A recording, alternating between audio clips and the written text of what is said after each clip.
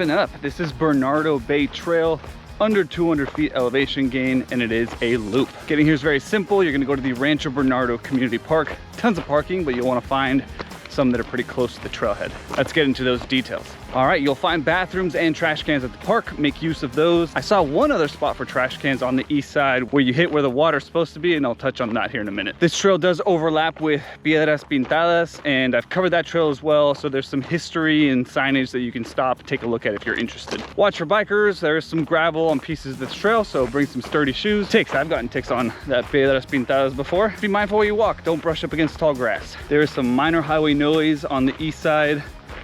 And I'll end with this. I don't know why my dumbass thought there was gonna be water here. I looked at the map.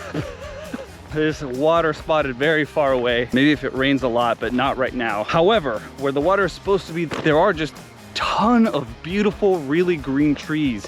And for that to be the case right now when it's summer, that means there's gotta be some water on the ground. Really nice spot, very beautiful for sunrise or sunset.